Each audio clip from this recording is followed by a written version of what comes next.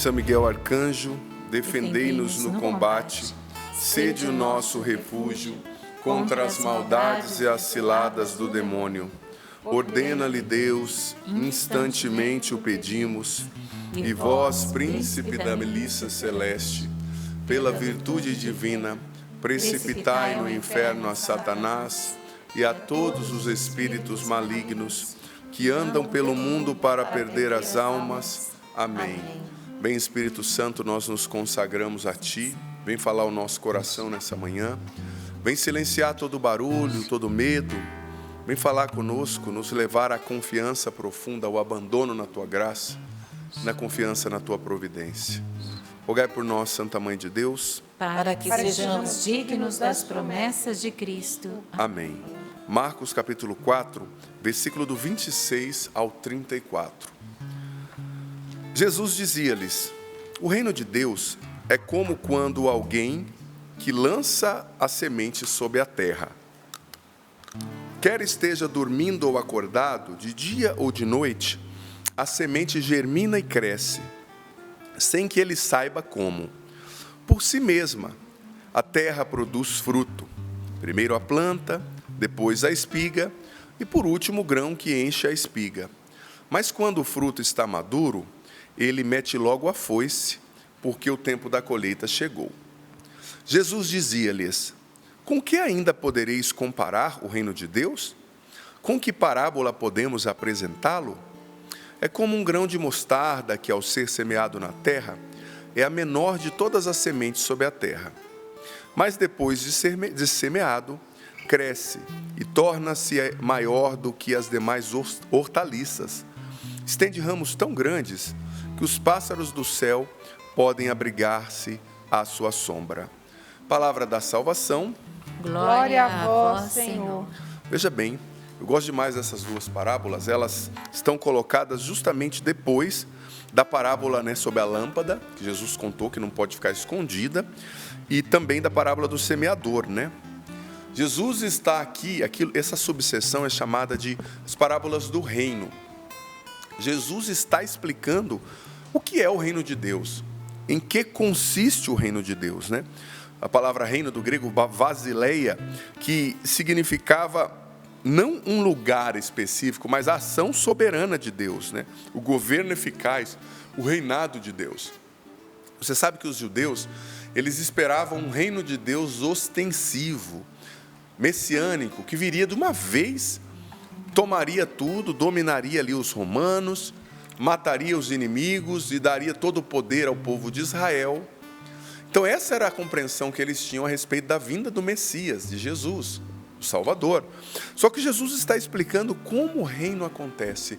E olha, como muitas vezes a lógica de Deus dá um nó na nossa lógica humana, Porque é inesperado o jeito de Deus agir. Você vê, Jesus nasceu numa manjedoura, ele nasceu numa estrebaria, em meio ali aos animais. Então, aí já mostra que a lógica de Deus não corresponde à lógica do que eles esperavam, de um reino forte, poderoso, rico, que dominaria, que mataria, que oprimiria.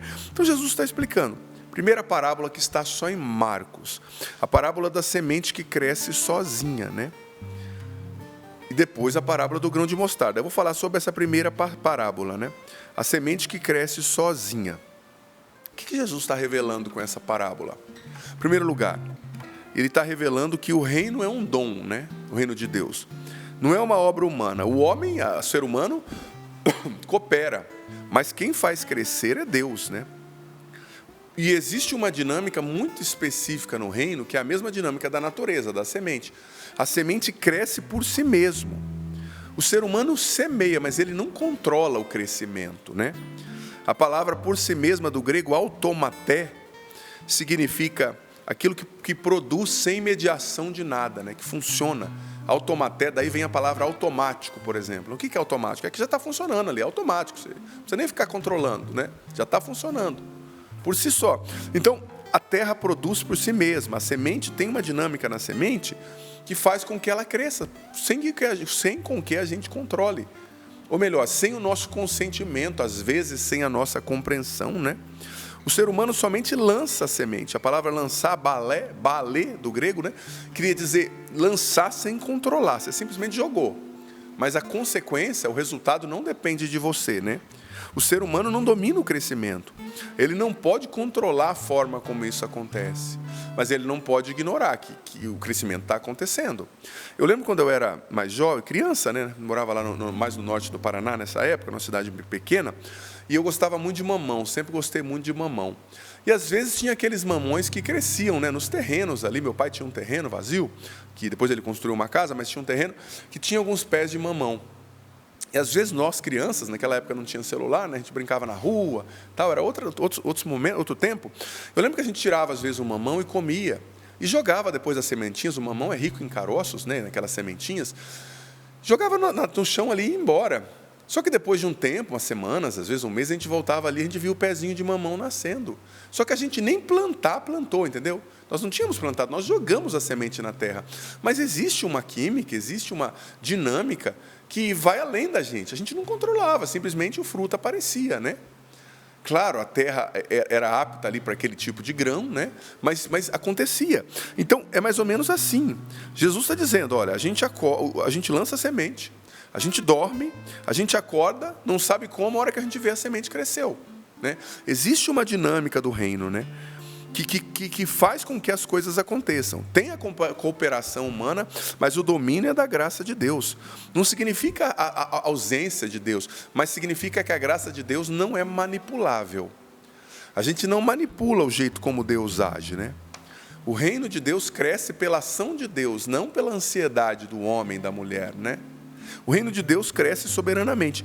São João Crisóstomo dizia: Cristo ensina que a palavra, uma vez lançada, possui em si mesmo o poder de produzir fruto, mesmo quando o pregador permanece inativo.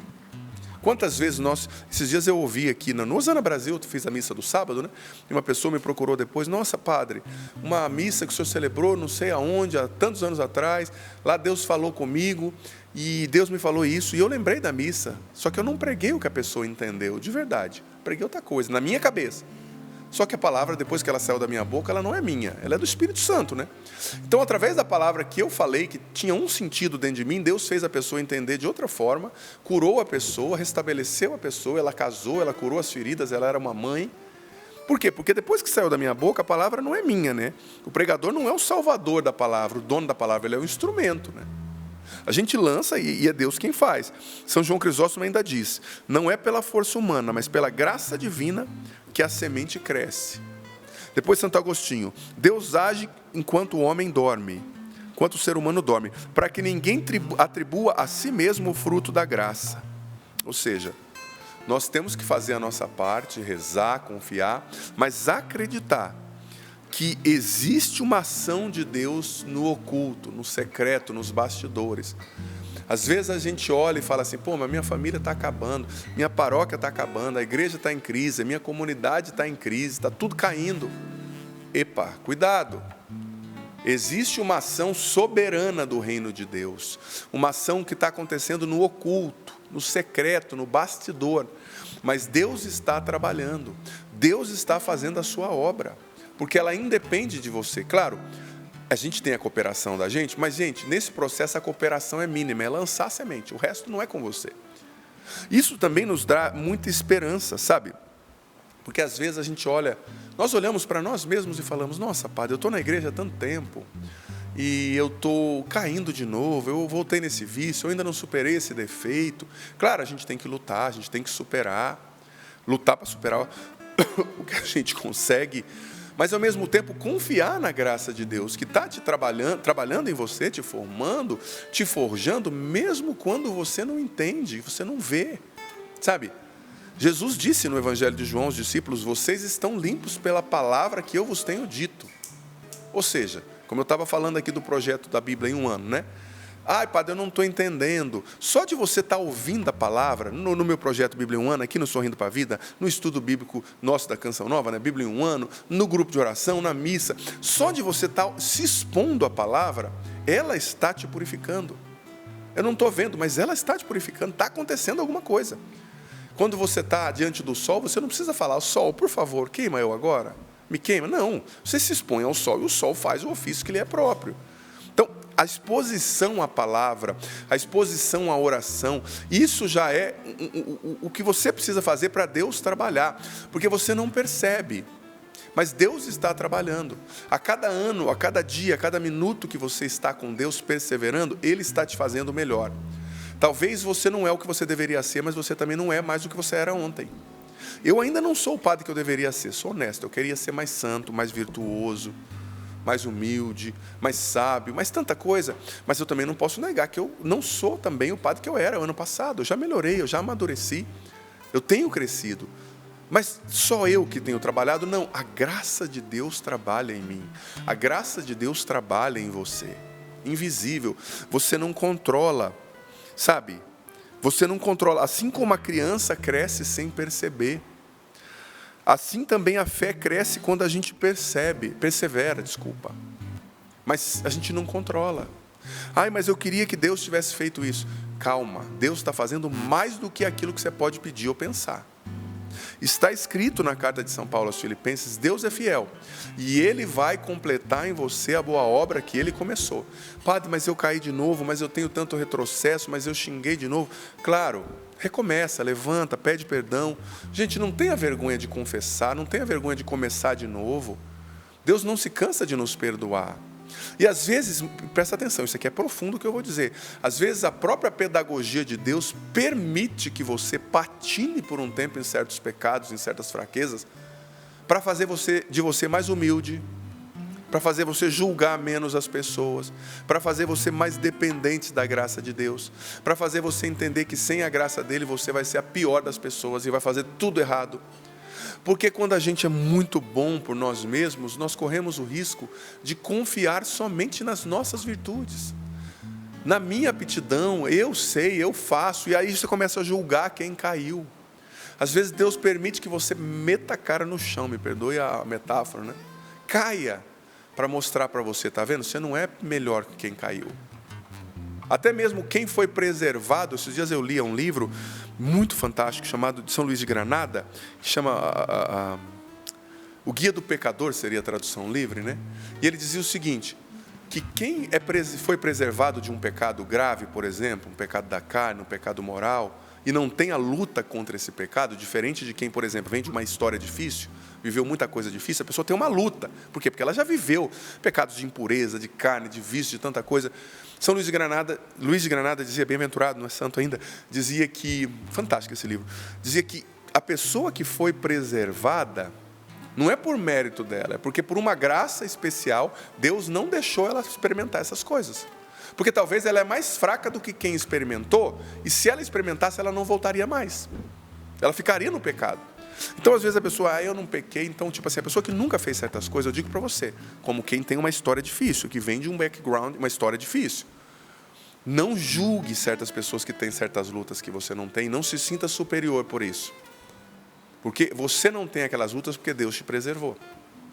Eu já parei para perguntar, Senhor, mas por que o Senhor permitiu eu viver tanta coisa na minha adolescência? Vício, droga, tanta coisa, né? Existe um mistério, talvez para me fazer mais humilde, talvez para me fazer mais dependente dele, talvez para me fazer ajudar pessoas que têm a mesma história, que lutam a mesma luta, né? Mas eu digo para você, não confie em você. Se você não caiu ainda, é por uma graça de Deus, não é porque você é melhor, não.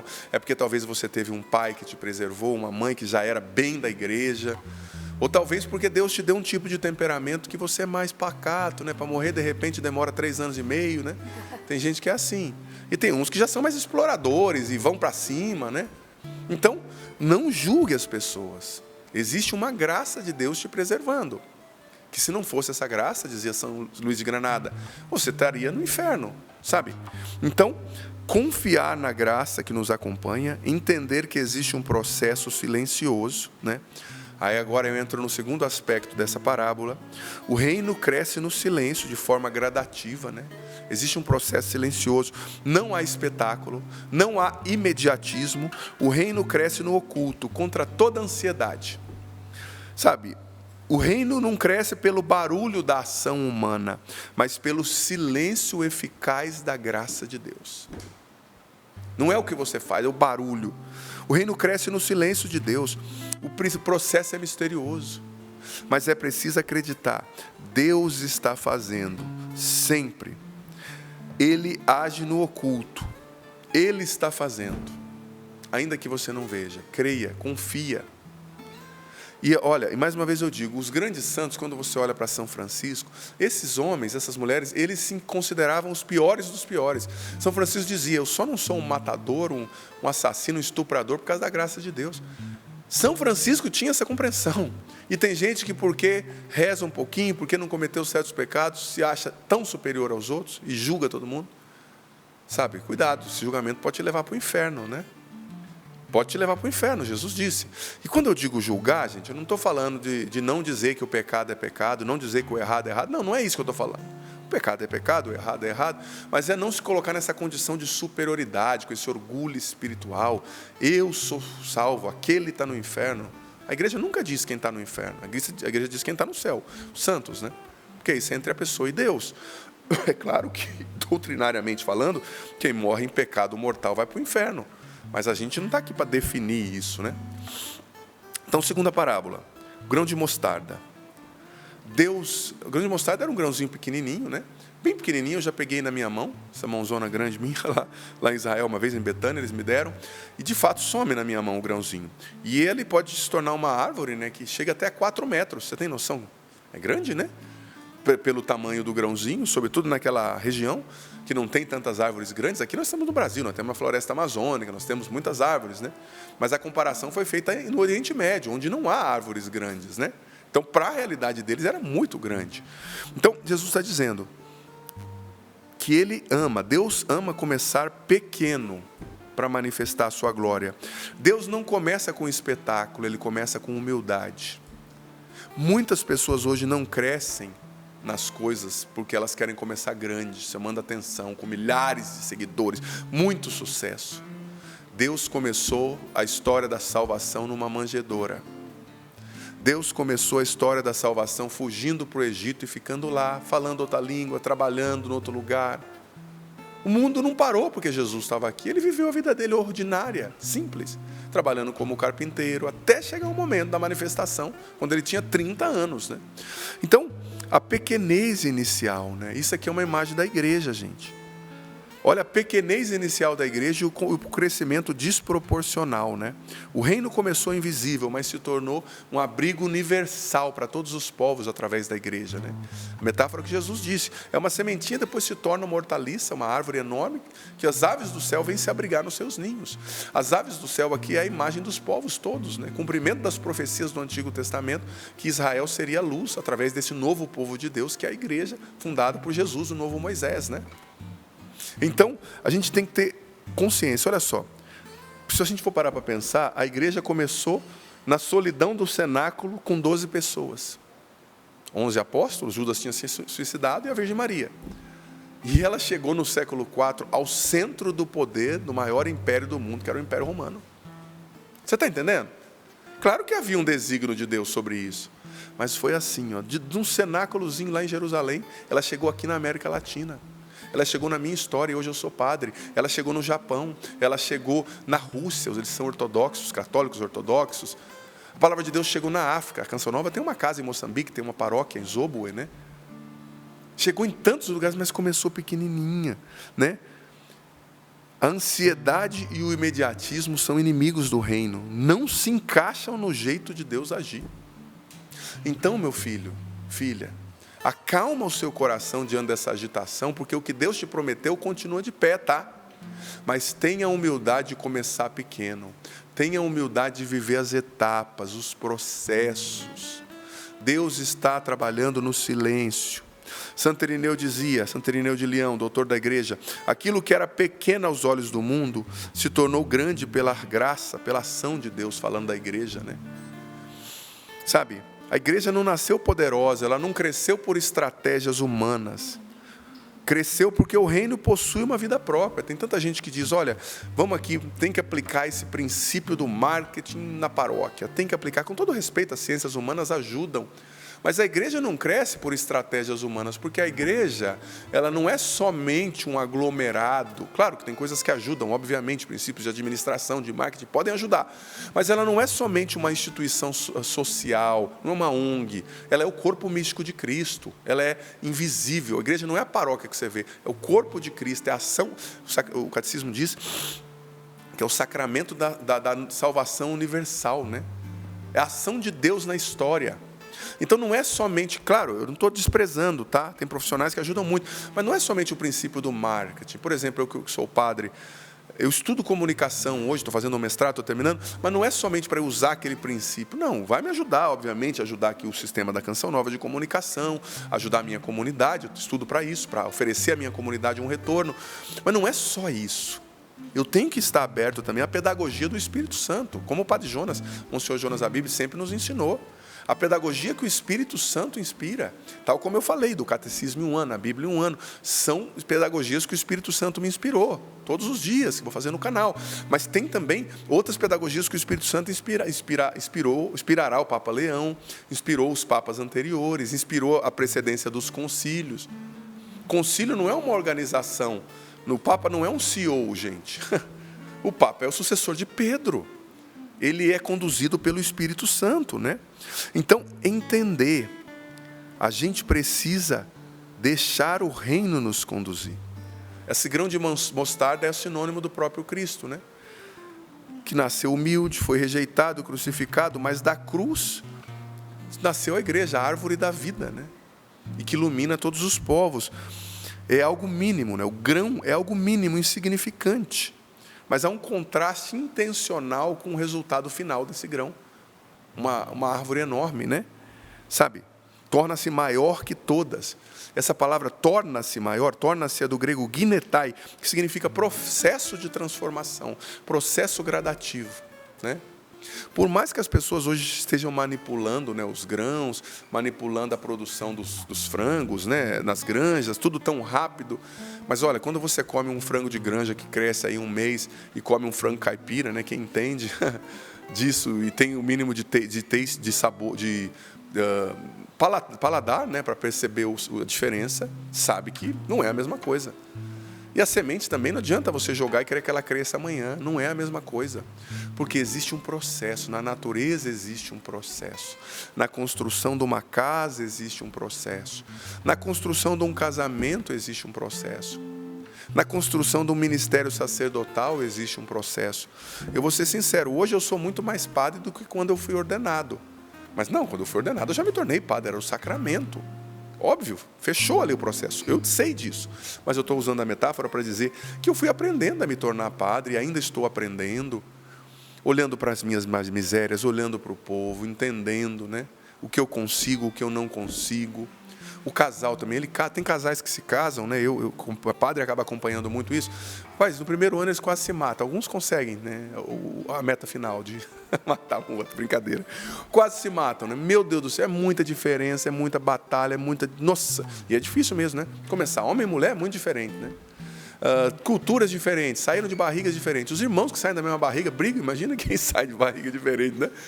Aí depois do segundo, terceiro ano, vai entendendo, olha, eu não vou mudar o que a pessoa é. Eu não vou mudar a cultura da pessoa, eu não vou transformar no que eu acho que ela tem que ser. E vai se acomodando, vão se respeitando. Eu continuo não gostando daquilo nele, mas ele é aquilo, é a pessoa que eu escolhi para casar. Eu continuo entendendo, nossa, que pessoa chata, né? Tem gente que pediu para ser chata, entrou na fila 27 vezes, né? Nossa, eu vou ser sincero, eu gosto tanto de gente leve, né? Eu aprendi isso com meu pai. Meu pai é muito leve e eu sempre tentei ser. Graças a Deus, não posso me gabar porque é temperamento, então não é mérito meu, não é virtude, né? Mas eu sou bem humorado, graças a Deus. E eu gosto tanto de gente leve, mas tem gente que é pesado, só o pai, né? Mas às vezes você casou com uma pessoa assim, pessoa reclamona, pessoa que remói as coisas, não pode falar nada, que ela se dói. Só que você vai entendendo, essa pessoa, você vai respeitando, até aqui eu posso ir com ela, até aqui eu não posso. Se eu viver assim, nós vamos viver bem. Se eu passar daqui, vai ser um pé de guerra que não vai resolver. Ela não vai se tornar o que eu quero, eu não vou me tornar o que ela quer. Então vai se acomodando, é o processo, né? Ou tem gente que não suporta o processo e separa, mas se a pessoa suporta o processo, salvo se ela não casou com uma doida psicótica, né? O doido que vai colocar a vida dela em risco, as coisas vão se encaixar no processo, né? O sacerdócio também vai se encaixar no processo. Então, o reino começa humilde, ele vai acontecendo. O grão de mostarda é a fé pequena, pequena no começo, mas grande na consumação, dizia São Jerônimo, né? Então, a gente tem que entender que a dinâmica do reino é essa: oculta, silenciosa, humilde, modesta, que começa pequeno. Então, às vezes, um gesto simples de caridade, uma oração fiel que você faz, um sim discreto a Deus no escondimento, tudo isso pode se tornar uma árvore grande no futuro, sabe? Eu lembro de algumas orações que eu fiz no meu quarto, sozinho ainda, e hoje eu colho frutos dessas orações. Hoje elas se concretizam na minha vida. Com certeza os meus irmãos podem dizer tal e qual, né? Podem testemunhar de igual modo, sabe? Então, é preciso a gente entender. O reino é um dom de Deus, não é somente uma conquista minha. Há um crescimento lento e misterioso, pequeno no início, grande no final. A colheita vai ser certa, né? Então, não dá para medir o reino de Deus por resultados imediatos, tá? Não meça a sua fé por resultados imediatos, né? Seja fiel à semeadura, semeie. Não seja fiel à ansiedade do fruto, mas semeie. Deus vai fazer crescer. O Espírito Santo vai regar, sabe? Confie na ação silenciosa de Deus e persevere mesmo quando você não vê crescimento. Por exemplo, educar um filho, né? Não espere resultado imediato, é um processo. Você está jogando a semente, você vai colher lá na frente. Mas semeie, não seja preguiçoso. Ai, padre, eu chego em casa tão cansado, eu quero ver minha série. E deixa o seu filho com a internet, você vai colher o fruto. Agora, se você senta, se você explica, se você doutrina, né?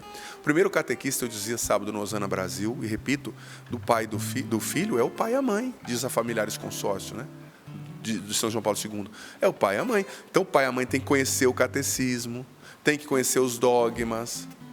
Até agora tem gente que não sabe nem o que é, não entende. Como é que você vai educar o seu filho na fé? Nesse mundo com tanta contraproposta, nesse mundo com tanta coisa ruim, me perdoe, com tanta ideologia, desconstruindo o cristianismo, a fé, os valores. Você conhece, você que está aqui, que está me assistindo, desculpa, você sabe me dizer quais são os 4 dogmas marianos? Por que eles existem? Você sabe me dizer por que a igreja crê no que crê? Você que é pai e mãe, você tem, me perdoe a sinceridade, eu digo como sacerdote, com toda a caridade, mas com toda a autoridade, você tem o dever de saber. Ou senão, não venha pedir para eu rezar para o seu filho depois, que eu não vou rezar não. Se você não fizer a sua parte, não venha jogar o fardo sobre os padres, não, que a gente vai sair fora, né? A pessoa não faz nada, fica bebendo igual um cachaço o final de semana inteiro, não leva o filho na igreja, não educa, e depois dá problema e fala: ai, padre, eu estou aqui para o senhor resolver. É uma banana para você, né? É uma metáfora essa banana, mas é banana mesmo, né? Você tem que fazer a sua parte, você tem que evangelizar. Então, não abandone a sua missão, não meça o reino por números, não desista da oração, eduque na fé, mesmo sem ver resultados imediatos. A educação é a arte da repetição, né? Repetitio mater scientiae. Você tem que repetir, sobretudo quem tem criança, né? Eu vejo a minha irmã, quando eu vou de férias, eu falo: olha, é muito bom ter sobrinho pequeno, e minha irmã, ela me deixa mesmo participar, ela fala: toma. Acho que ela fala: agora o tio vai cuidar um pouquinho para a mãe descansar, né? E eu gosto também de sair com eles e tal. Gente, como a minha irmã repete as coisas. E não é porque ela é repetidora, não é porque ela é aquela pessoa que tem gente que repete mesmo, né? É porque tem que repetir para a criança, né? Aqui tem 2 mães aqui só olhando para mim assim: sim, padre, sim. 3 mães. 3, é verdade, desculpa, perdão. Eu olhei só para a direita, mas tem aqui dos 2 lados, né? Tô mentindo, mães? Não. Com certeza. Nossa, mas repete. Aí depois, assim, de 3 anos repetindo, meu sobrinho, que já está fazendo 7, acho que fez 7, se eu não me engano, eu já vejo, assim, que algumas coisas que a minha irmã repetia já foram assimiladas, né? Mas ela vai ter que repetir bem mais. Depois, lá quando ele tiver com uns 10, 12, vão ser assimiladas. Então, é não desistir. É nós, padres, né, evangelizadores, fazer a nossa pregação fiel, silenciosa. Não medir o fruto da pregação pelos números de pessoas que estão seguindo, né, ou que estão curtindo. E, concluindo, o reino não cresce no barulho, né? Cresce no silêncio da graça de Deus. Deus trabalha enquanto dormimos. É importante semear com fidelidade, sem desânimo, esperar sem ansiedade, confiar sem ver. Nós te agradecemos, Senhor, pela tua palavra, que é tão fecunda, que traz tanta direção, que traz tanta sabedoria para a nossa vida, para os nossos atos. Obrigado porque hoje o Senhor está acalmando com essa pregação muitos corações ansiosos, muitas mentes agitadas. Obrigado. A imagem que o Senhor me dava era de um trem que tinha saído do trilho, voltando aos trilhos. É isso que o Espírito Santo está fazendo, colocando muitas mentes e corações de volta ao trilho do processo, ao trilho da confiança, ao trilho da dinâmica do reino de Deus, ao trilho da confiança profunda abandonada na providência de Deus. O Espírito Santo agora está libertando muitas mentes ansiosas, muitos corações agitados. O Espírito Santo agora está visitando pessoas que estavam desanimadas, tristes e levantando o ânimo dessas pessoas. Você que tinha pensado em desistir dos seus filhos, da sua família, recomeça. Renova a sua esperança, Deus está agindo. Eu sinto o Senhor libertando uma mulher que você estava experimentando, me perdoe o termo, um desânimo mortal. Você pensou até em tirar a sua vida. Você tem filhos, você foi abandonada por seu marido, você está com muitas contas, coisas muito indo ruins no seu trabalho, você é do Mato Grosso. O Senhor agora está visitando você, te libertando e dizendo: eu vou cumprir todas as promessas que eu fiz para você, você vai ser muito feliz comigo, não desista. O Senhor também está libertando uma pessoa, você tem trabalhado muito, você viciou sua cabeça na adrenalina do muito fazer. O Senhor está acalmando você e dizendo: você precisa descansar, você precisa parar. O Senhor também está tocando pessoas idosas, que estavam muito tristes, pensando: eu sou um peso, minha vida acabou, ninguém se importa comigo. O Senhor está dizendo: calma, sua missão não acabou, eu preciso de você, você é muito útil no meu reino. Eu estou usando da sua oração para silenciosa e gradativamente salvar a sua família. Não desista, se você está aqui ainda é porque a sua missão não acabou. O Espírito Santo está vindo como uma chuva fina, mas constante e eficaz, lavando, purificando, libertando, enchendo muitos corações nesse momento.